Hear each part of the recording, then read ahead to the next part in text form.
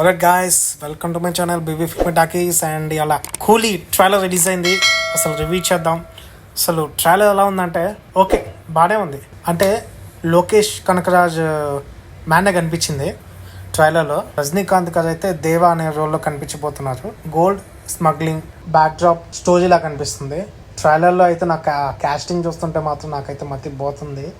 అసలు మొత్తం బాలీవుడ్ నుంచి కాలీవుడ్, టాలీవుడ్, మాలీవుడ్ పెద్ద పెద్ద స్టార్స్ని దీంట్లో దింపేశాడు లోకేష్. అయితే రజనీకాంత్తో పాటు నాగార్జున, ఉపేంద్ర, అమీర్ ఖాన్, సత్యరాజ్, శృతి హాసన్, పూజా హెగ్డే.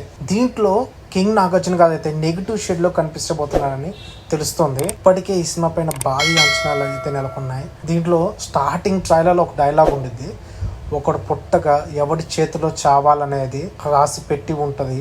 నాగార్జున గారు వాయిస్ ఓవర్ ఇచ్చారు. ఏదైనా రజనీకాంత్ స్మైల్ అయితే చాలా అంటే చాలా బాగుంటుందండి. నిజంగా ఆ స్మైల్తో ఎంట్రీ ఇచ్చారు ట్రైలర్లో. ఎండింగ్లో అసలు రజనీకాంత్ గారు అయితే ఒకరిని భయపడతాడు.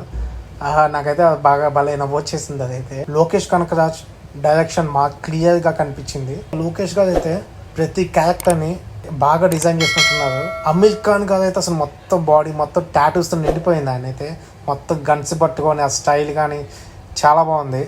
ఆ లుక్ కానీ యాక్షన్ సీన్స్ అయితే చాలా బాగున్నాయి. అనిరుద్ బ్యాక్గ్రౌండ్ మ్యూజిక్ అయితే సూపర్. సినిమా అయితే August 14th రిలీజ్ అవుతుంది గాయస్. ఆ టైంలో కూలీతో పాటు వార్ 2 కూడా లైన్లో ఉంది. సో చూడాలా.